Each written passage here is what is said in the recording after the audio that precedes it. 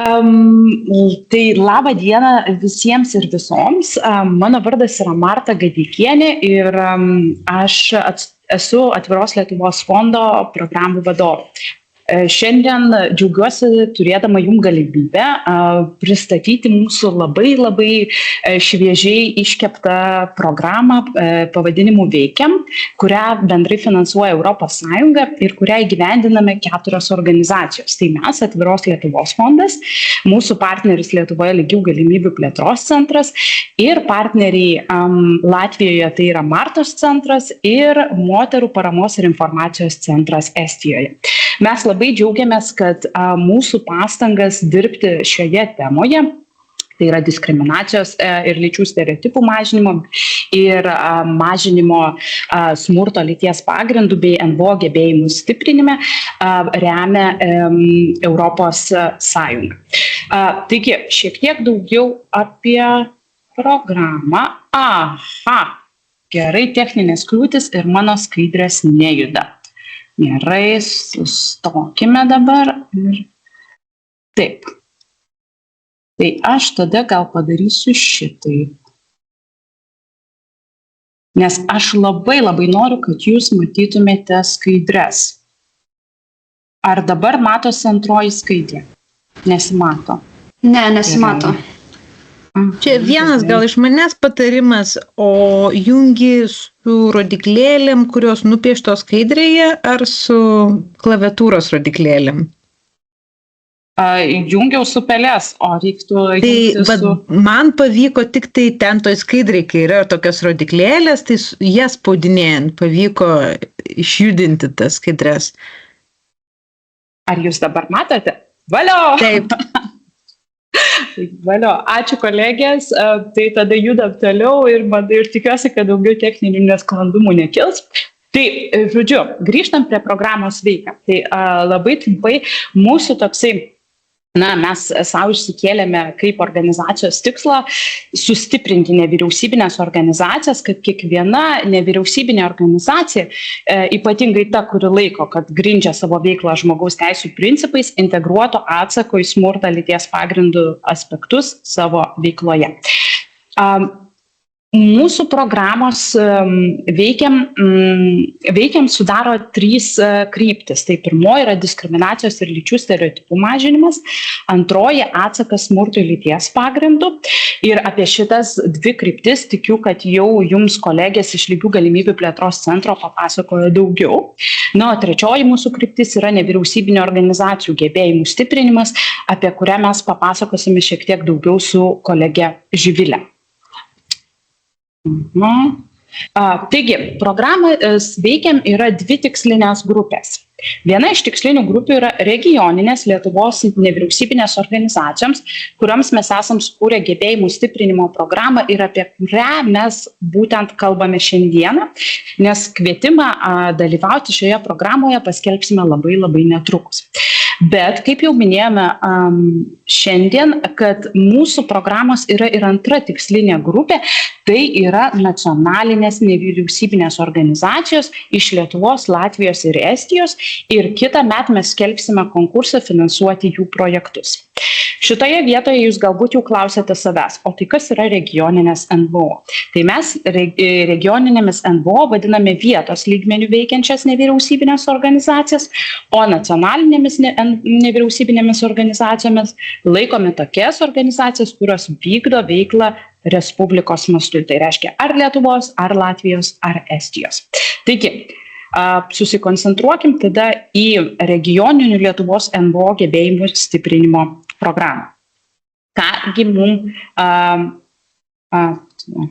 vis pamirštu, kad kaip reikia perjunginėti, tai kągi programa Veikiam siūlo regioninėms nevyriausybinėms organizacijoms. O ji siūlo labai daug, tai visų pirma gebėjimų stiprinimo programą, o vėliau regioninių NVO projektų finansavimą. Bet apie ilgalaikę gebėjimų stiprinimo programą šitoje vietoje aš paprašysiu papasakoti daugiau savo kolegės Živilės. Prašau, Živilė.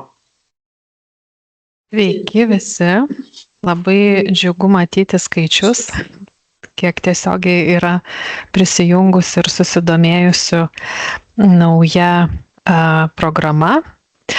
Aš esu Živilė Kubilienė, esu Atviros Lietuvos fondo gebėjimų stiprinimo programų vadovė. Ir kaip ir kituose projektuose, taip ir šitame projekte mano svarbiausia dalis yra būtent tiek ir sukonstruoti, tiek ir atliepti poreikius, būtent kalbant apie gebėjimų stiprinimą pačiose organizacijose. Tai, kaip jau minėjo Marta, kvietimas nevyriausybinėms regioninėms organizacijoms susideda iš 2 dėmenų. Pirmasis dėmuo yra visos regioninės nevyriausybinės organizacijos, kurios atitiks tam tikrus reikalavimus, kuriuos jūs vėliau galėsite perskaityti ir kvietimo gairėse, o dabar jau ir kai kuriuos iš jų girdėjote.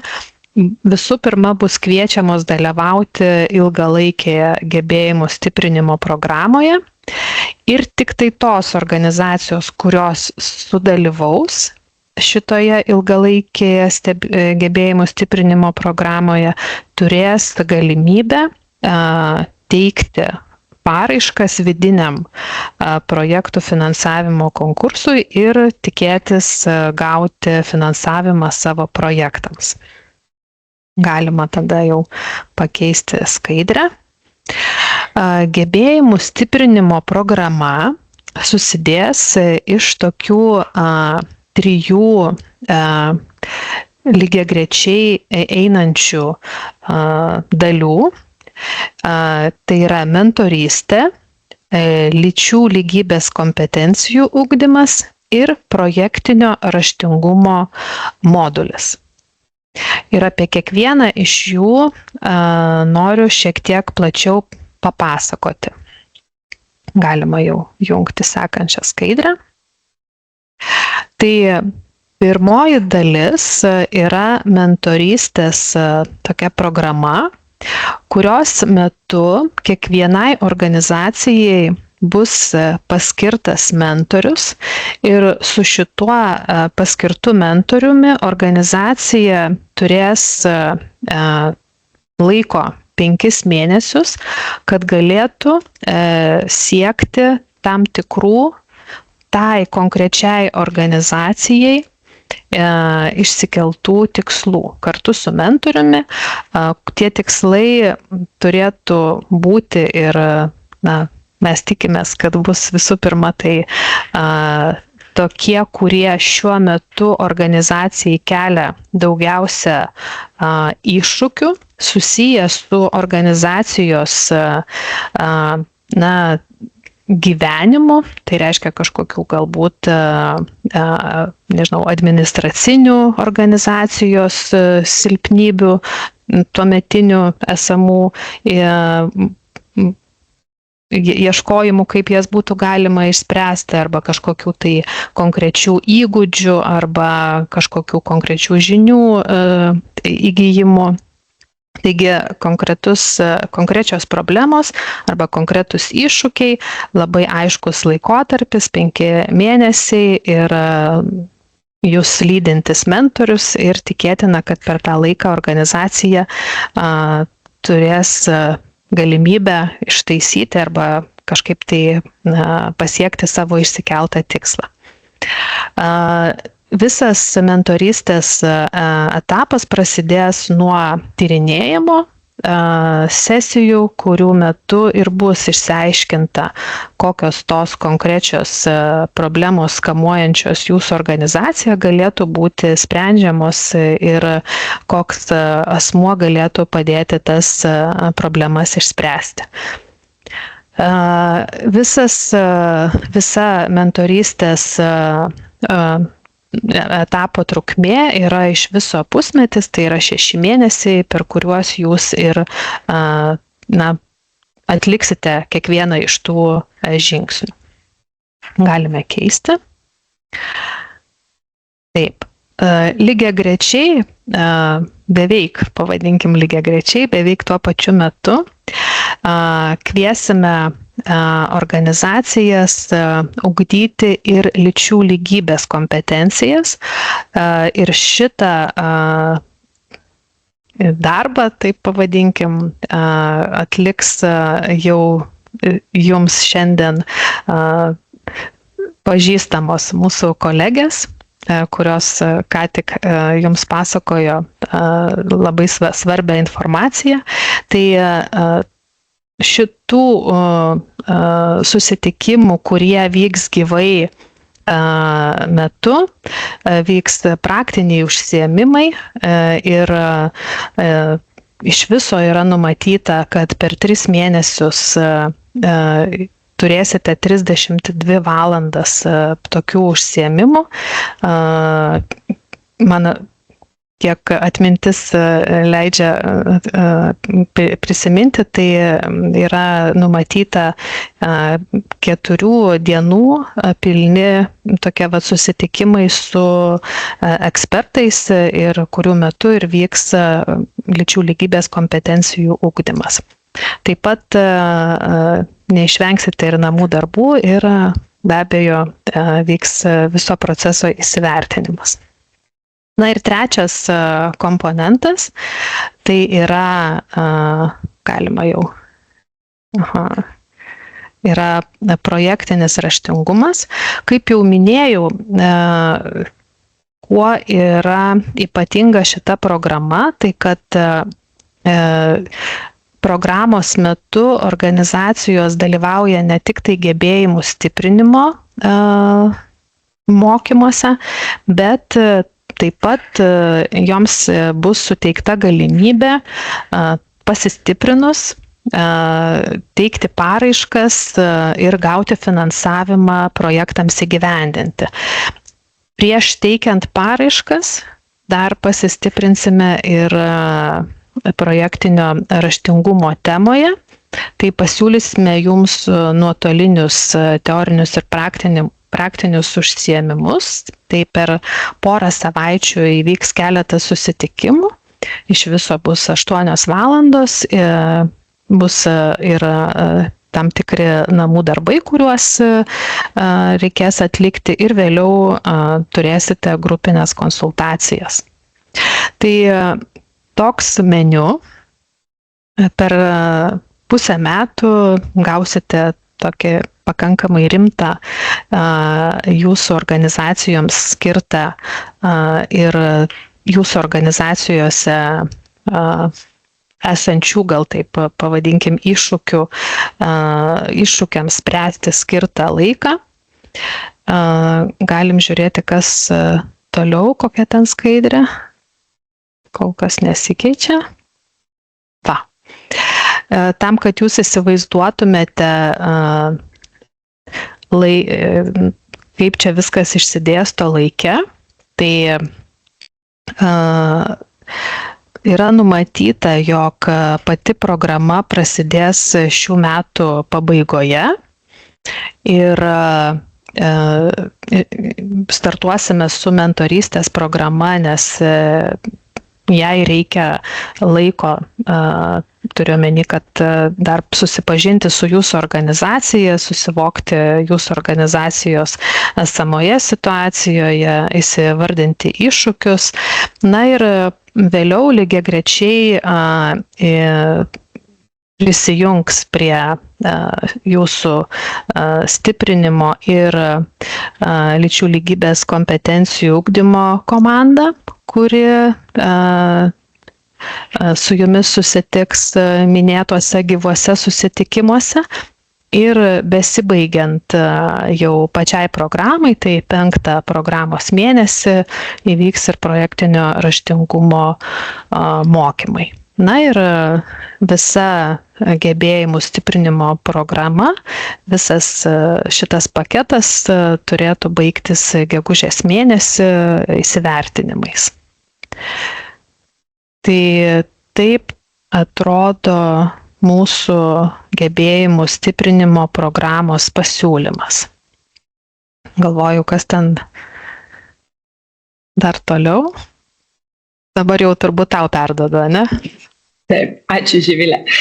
Tai aš tikiuosi, kad išklausę Živilės pranešimo prieš tai kolegijų iš lygių galimybių centro pranešimus, jūs jau susidomėjote veikiam programos gebėjimų stiprinimo programa, supratote, kad mes kviečiame dalyvauti organizacijas, kurios ir turi patirties temoje, ir neturi.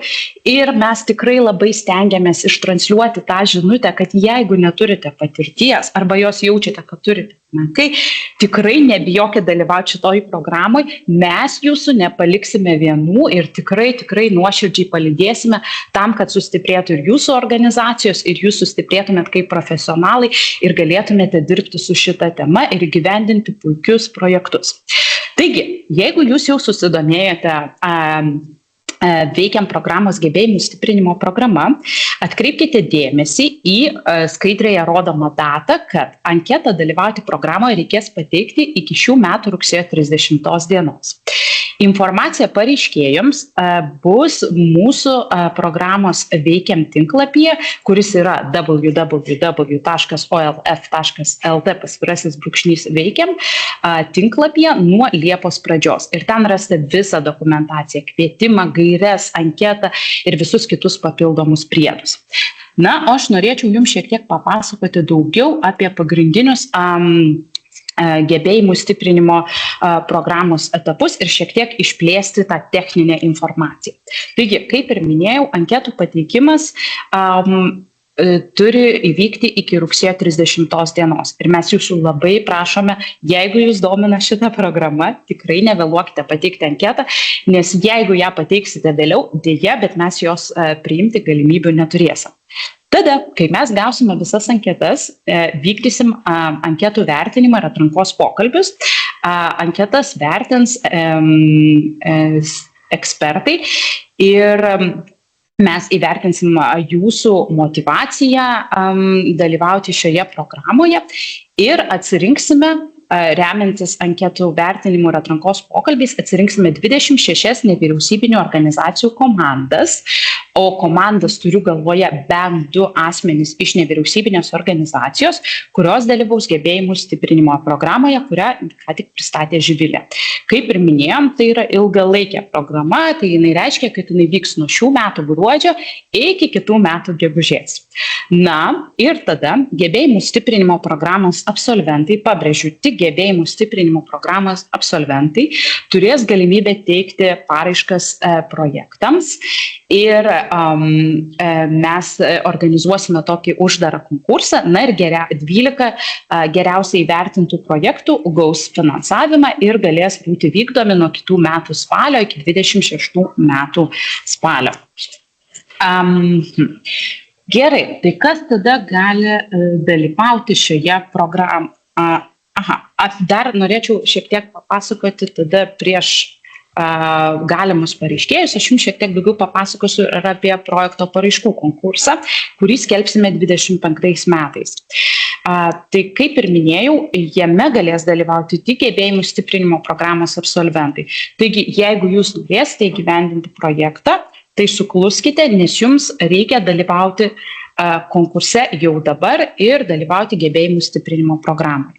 Kvietimą teikti projektų paraiškas, uždarą kvietimą mes paskelbsime kitų metų birželio 1 dieną. Kaip ir minėjau, finansuosime 12 projektų ir projektai turės prisidėti arba prie diskriminacijos ir lyčių stereotipų mažinimo, arba prie atsako į smurto lyties pagrindų didinimo. Projektų gyvendinimo laikotarpis bus iki 12 mėnesių. Mes galėsime jums skirti iki 60 000 eurų dotaciją ir kas turbūt yra labai svarbu nevyriausybinėm organizacijoms, kad mes galėsime finansuoti iki 100% tinkamų išlaidų. Tai reiškia, kad jums nereikės įdėti savo nuosavo indėlio, kas yra dažnu kitų fondų atveju. Taigi, kas gali dalyvauti gebėjimų stiprinimo programoje? Na, visų pirma, tai jame gali dalyvauti nevyriausybinės organizacijos, NVO ir mes dar turime keletą papildomų reikalavimų.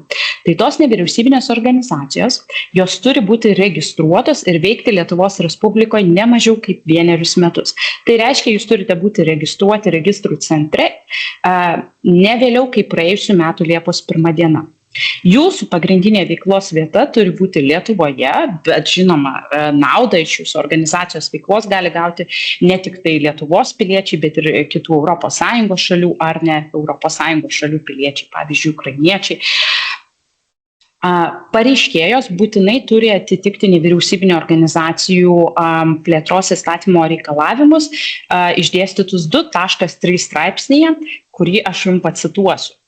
Nuo valstybės, kad nevyriausybinės organizacijos yra nuo valstybės ar savivaldybių institucijų ir įstaigų valdymo nepriklausomas savanoriškumo pagrindais įsteigtas visuomenės ar jos grupės naudai veikiantis viešasis juridinis asmuo, kurio tikslas nėra siekti politinės valdžios arba įgyvendinti vien tik religinius tikslus. Ir įstatyme taip pat pamatysite yra išvardinta, kokios organizacijos nėra laikomos nevyriausybinėmis organizacijomis. Dar vienas svarbus momentas, jūs būtinai turite turėti NVO žymą, kurią gaunate įsiregistravę juridinių asmenų registre valdomam registrų centrui. Labai svarbu, kad jūsų veikla neprieštarautų ir siektų prisidėti prie bendrų ES vertybių ir kadangi tai yra labai svarbus momentas, prie jo aš dar sugrįšiu netrukus. Paskutinis aspektas yra tai, kad turėtumėte prieš teikdami anketą, turėtumėte būti pateikę finansinės ir veiklos ataskaitas registrų centrui už paskutinius metus.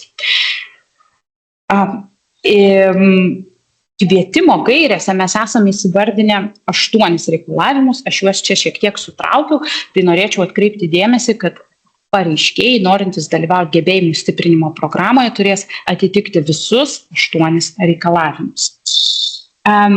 Kokiomis sąlygomis mes galėsime atmesti atrankos anketą?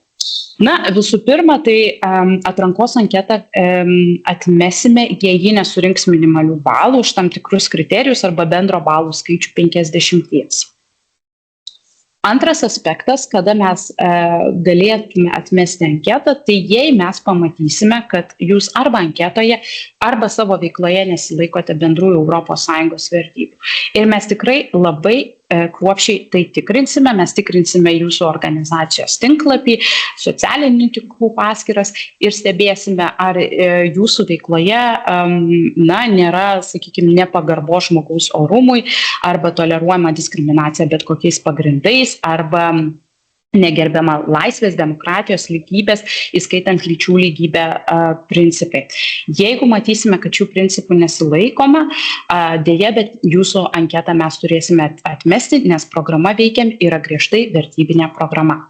Jeigu taip atsitiks, kad, sakykime, mes esame skyrę finansavimą projektui, ir pamatysime, kad projekto vykdytojas nesilaiko vėlgi bendrų ES vertybių, tokiu atveju mes susigrąžinsime finansavimą ir nutrauksime projekto sutartį. Ir atskira žinutė tikėjimų grįstoms organizacijoms, kad dėja, bet teks atmesti jūsų anketą, jeigu numatytomis veiklomis jūs tiesiogiai ar netiesiogiai propaguosite religinę doktriną. Gerai, tai mes ypatingai kviečiame šioje programoje dalyvauti nevyriausybinės organizacijas įregistruotas ir veikiančias Lietuvos regionuose. Labai žinoma, gali ir turime galvoje visas Lietuvos apskritis išskyrus Vilniaus ir Kauno miestą.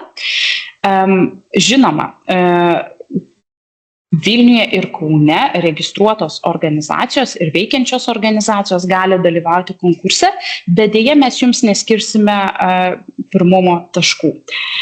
Taip pat mes pirmumo taškus skirsime mažoms nevyriausybinėms organizacijoms. Tai reiškia, kad ir mažas nevyriausybinės organizacijas mes apibrėžiame kaip tokias, kurių paskutinių 4 metų arba nuo veiklos pradžios vidutinė metinė apyvarta buvo nedidesnė kaip 100 000 eurų. Vėlgi, jeigu jūsų apyvartos yra didesnės ir jūs tikrai be galo trokštate dalyvauti gebėjimų stiprinimo programoje, visada prašom, tik tai pirmumo taškų mes dėja jums skirti negalėsim. Ir galiausiai labai noriu užakcentuoti tą žinutę, kurią prieš tai ištransliavo kolegės iš Lygių galimybių centro, kad mes kviečiame gebėjimų stiprinimo programą dalyvauti visas nevyriausybinės organizacijas, tiek turinčias, tiek neturinčias patirties diskriminacijos ir smurto lyties pagrindų temoje, nes kaip jau minėjome, mes sukonstravome šitą programą ir šitą kvietimą taip, kad mes jums suteiktume pakankamai paramos ir palydėjimo įgyvendinti, sustiprinti visų pirma savo gebėjimus, o vėliau ir sėkmingai įgyvendinti projektus. Taigi, dar norėtųsi papasakoti jums ir apie atrankos anketą, kurią pabrėšiu, reikės pateikti iki šių metų rugsėjo 30 dienos. Ir atrankos anketa, ji tikrai nėra labai didelė, noriu iš karto jūs nuraminti.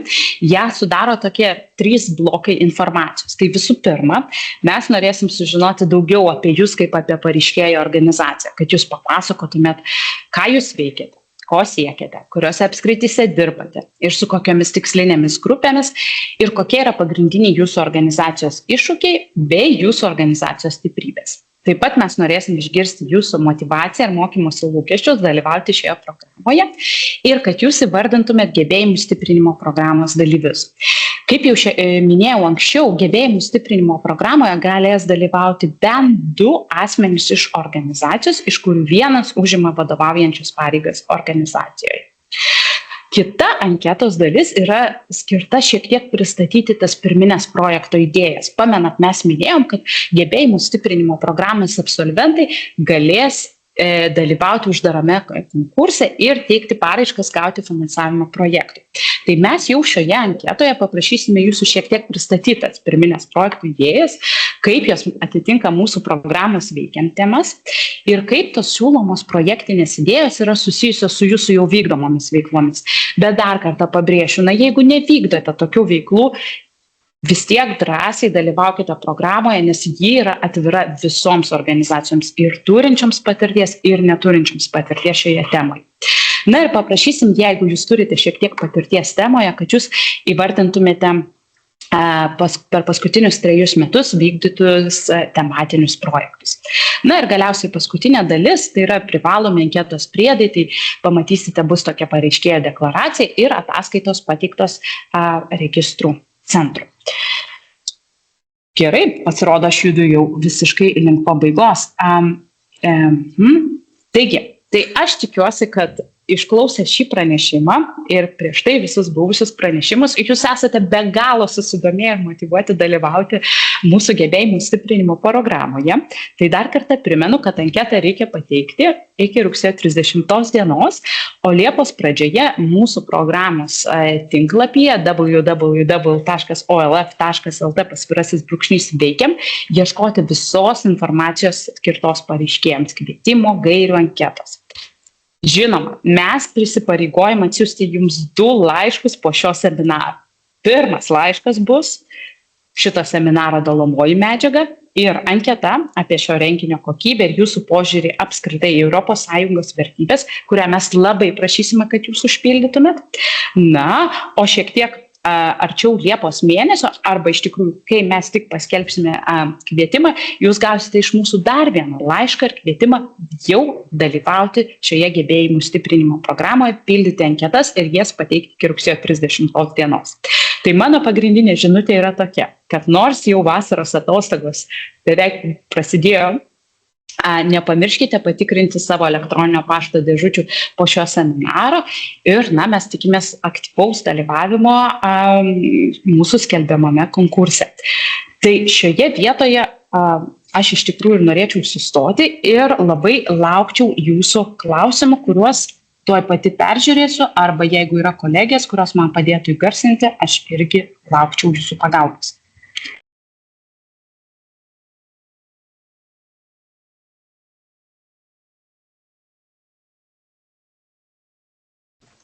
Gerai, Ačiū, Marta, už pristatymą.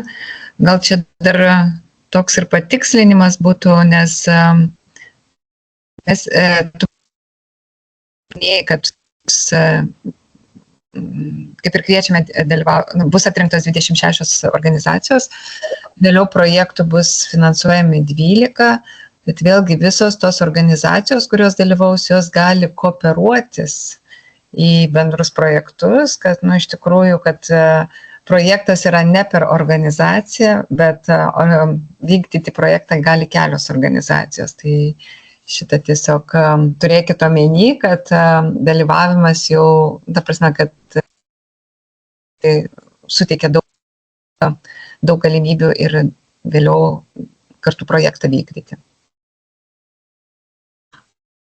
Čia yra klausimai, ar tos organizacijos, kurios dalyvauja programoje, verta, ar jos galės aplikuoti ir į šitą programą. Taip. Net du klausimai su tuo susiję. Taip, bet aš žiūriu, kur jūs skaitote, nes aš nematau klausimų. Q&A. Q&A, matau. Taip. Atsiprašau, aš gal patikslinsiu, yra dvi vietos, kur ateina klausimai. Viena iš jų chat, kita yra Q&A. Jeigu pas tave lietuviškai, tai yra pokalbis arba klausimai ir atsakymai. Gerai, aš dabar atsidariau Q&A, o po to tada pereisiu per chatą. Tai matau tą klausimą, ar NVO, kuris sėkmingai dalyvavo vertą programą, galės dalyvauti veikiam programoje. Tai mūsų atsakymas yra taip ir Živilė turbūt matot linksi, dėkoja už linkėjimus.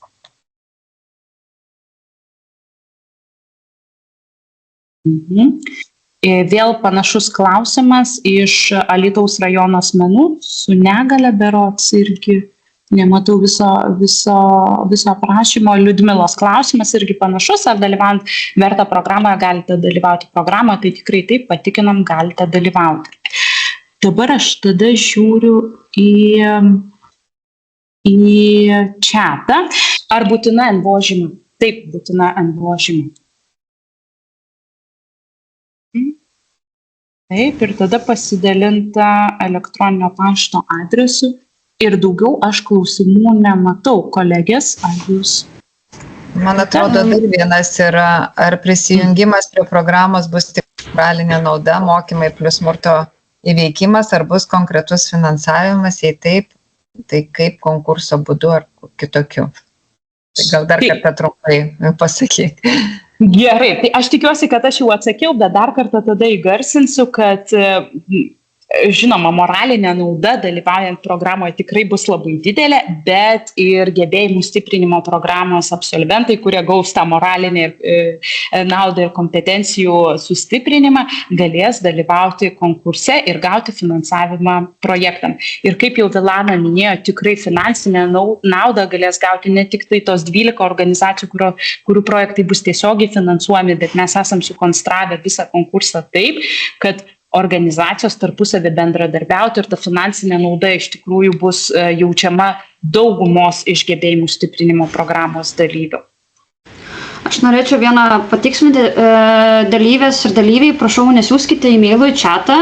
Jūsų e-mailus turime registracijos dėka, tik dėl to galėjote ir prisijungti ir dalyvauti šiame seminare. Tai tais e-mailais pasinaudojant, mes ir atsiųsime jums visą padalomąją medžiagą.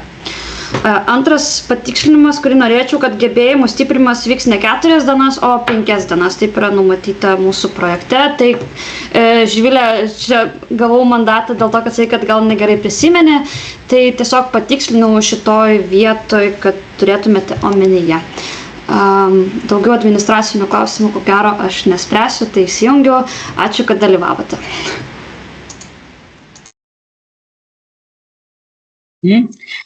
Na tai nežinau, ar mes dar turime klausimų, mums dėkoja už patikslinimus, bet matau, kad klausimų neturime.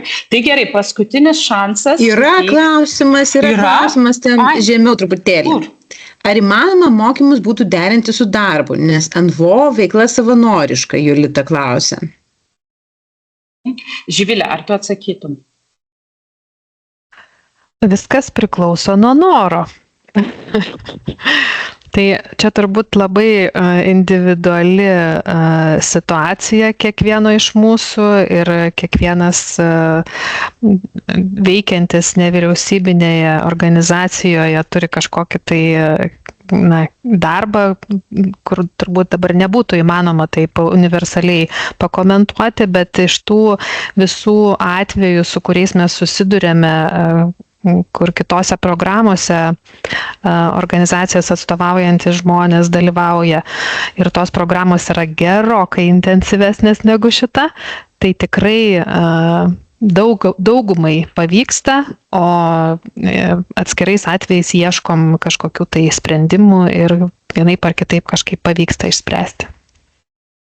Aš gal irgi truputėlį papildysiu, kadangi tos 5 dienos, kur jos pilnos dienos reikės ir 2 kartai bus tokie, kur ir su nakvynė mes išvažiuosim, mokysimės, tai datas tam sausio gegužės laikotarpį mes jums nurodysim, kai tik tai pateksit į tą programą, iškart ir duosim tas datas, tai reiškia, kad prieš gerą pusmetį bus galima susiplanuoti, išsaugoti, susitarti su darbu, tai nebus taip, kad staiga pasakom, kad reikia kažkur dalyvauti, jūs negalit. Tai tą irgi stengsimės laikytis, bet jau tada vis tiek turi žinot, kad aš iš darbo ar kažkokio kito tokio įsipareigojimo galėsiu visai pilnai dienai ir keliais atvejais 2 dienom pasitraukti ir susitelkti į šitą programą.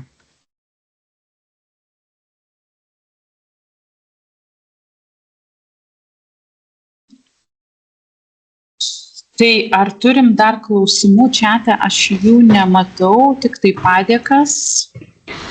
Aš gal dar norėčiau pasakyti, kad pasidalinsime ir šio seminaro video įrašų, tiek atsiųsime nuorodą į L-paštus, tiek pasidalinsime savo socialinėse medijose tiek Lygių galimybių plėtros centro, tiek Atviros Lietuvos fondo.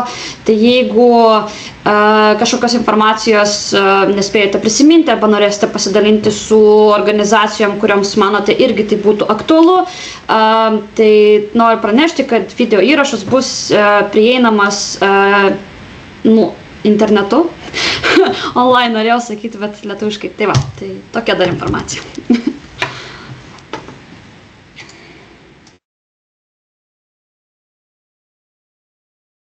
Tai gerai, ar mes jau galim fiksuoti, kad iš tikrųjų daugiau klausimų ir patikslinimų berods, kad nebeturime?